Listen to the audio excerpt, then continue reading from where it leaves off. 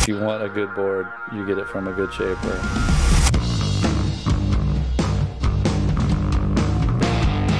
For me, what I want to do in kiting is I just want to ride a wave like I do surfing.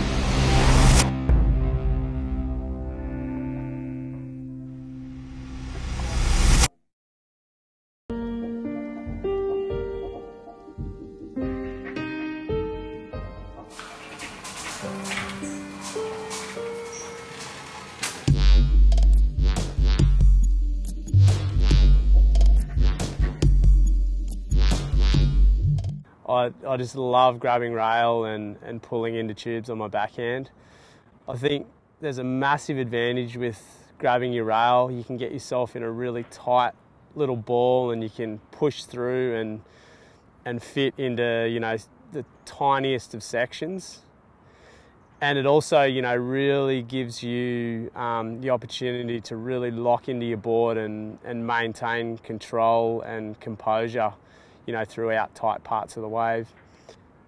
Probably the biggest difference between getting barreled surfing opposed to kiting is that surfing barrels, you know, you're not restricted by the kite at all, so you tend to be able to stay in the barrels and have a lot more control, whereas, you know, kite assisted barrels tend to be sort of more short and, you know, like basically get in and get out before you really stack the kite.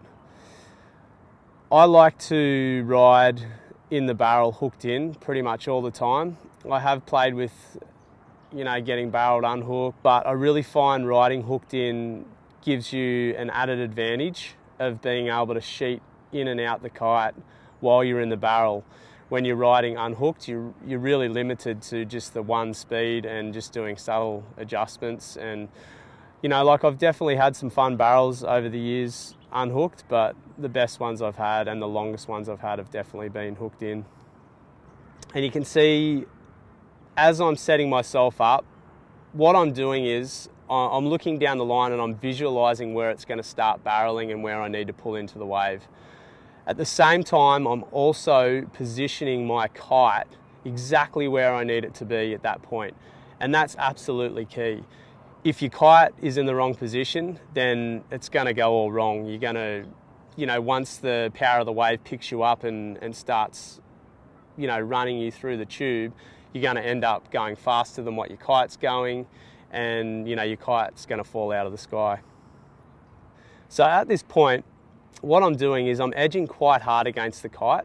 I've got it at about probably a little bit lower than 45 degrees. What I'm trying to do is I'm trying to hold all the tension against the kite and let it all go at once when I go to pull into the barrel.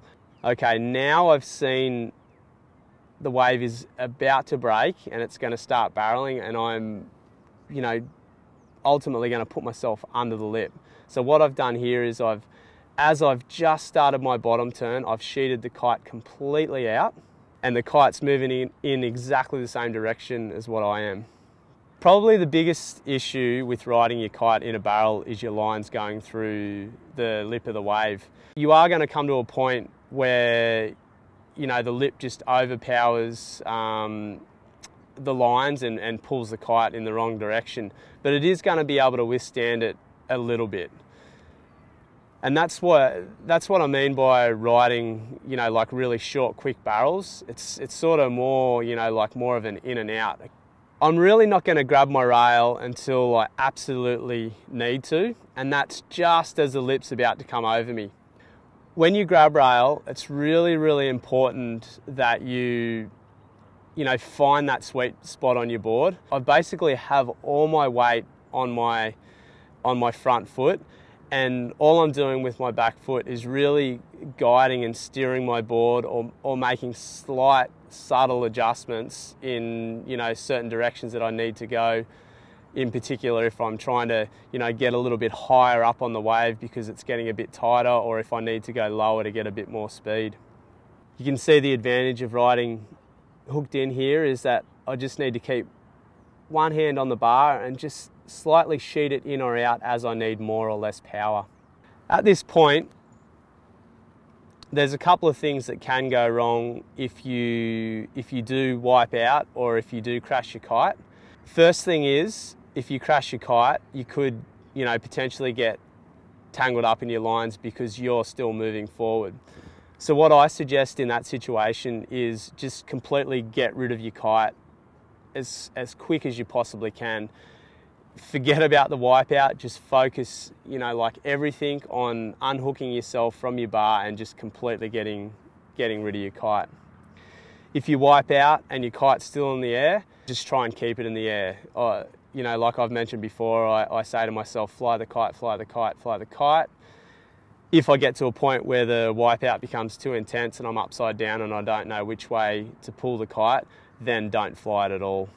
A really good way to practice your grab rail technique is just get yourself out on some flat water and, like send the kite downwind pretty fast, and then, just practice leaning down and grabbing your rail and distributing your weight forward and backwards and moving your feet a little bit, up and down the board. That'll give you a really good feel of, what your body technique and position needs to be like. And then you can take that and try it, in the barrel.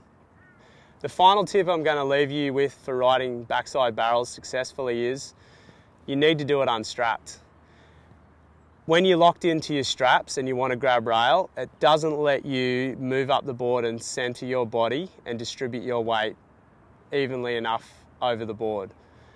When you're riding unstrapped, you can move your feet into any position that you want. Sometimes on really long critical barrels, you actually need to move right up the front of your board.